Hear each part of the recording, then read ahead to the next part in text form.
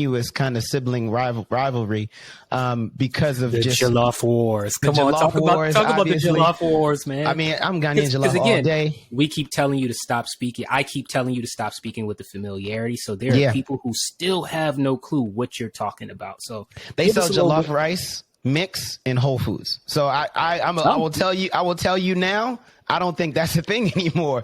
They have Africa on the scene in Whole Foods. Jeff Bezos is out here. The New York Times published jollof rice recipes now. So what makes jollof rice so special? Because there's no way I'm letting you get out of this episode without saying what makes your jollof in Ghana better than the Nigerian version. So just put it out there. It's very small details. The kind of tomato paste we use, the kind of spices we use, that even the grain of rice that we use, because Senegalese use a shorter grain of rice, which is not my favorite, and we use a longer grain of rice, which if you're looking at grain size, their jollof rice is closer to not quinoa, but like farro kind of.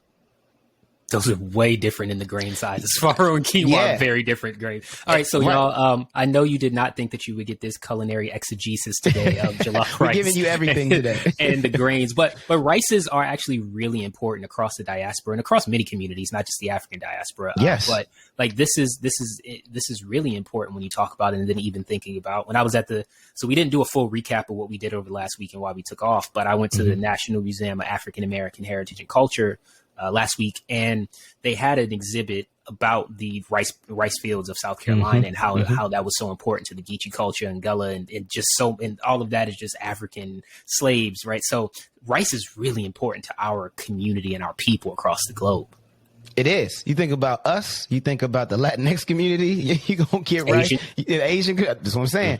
And I always have those conversations with those people because it's like, we're really bonded by this culinary thing. Like, rice is a staple crop, right? Especially people who have grown up in poverty. It feels exactly. It's cheap. I was going there. It's cheap and you can scale it.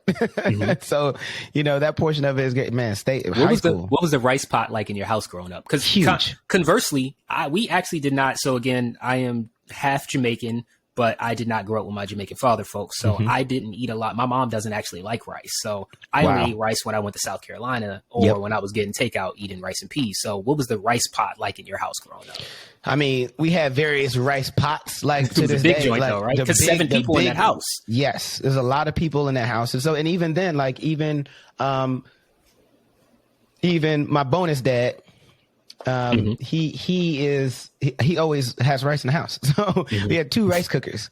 And then, my bonus mom, my father's wife, is one of those people that cooks for everybody. Like she cooks for the church members. She cooks for my brothers and sisters. That's just how we show love. So to your point about how it's different, it comes down to grain of rice, the type of spices and ingredients that you cook, when you put the tomato sauce in, what kind of Maggi cube do you use? All of these different things go into how it's made. And I believe that ours is a lot more flavorful than what the Nigerian jollof is. I'm going to have to come in with the unbiased perspective. I actually don't know that I've had the Nigerian jollof. I've had other dishes, egusi soup and all of that other stuff. When you come here, we can make it work, man. Yeah, I need to do a blind taste test, like when they used to have people blindfolded and be like, taste this Pepsi versus this Coke. Which one tastes better? Like the Pepsi I need to be challenge the person to do is the name of that one. Same. I got you. One of the best marketing campaigns in the history of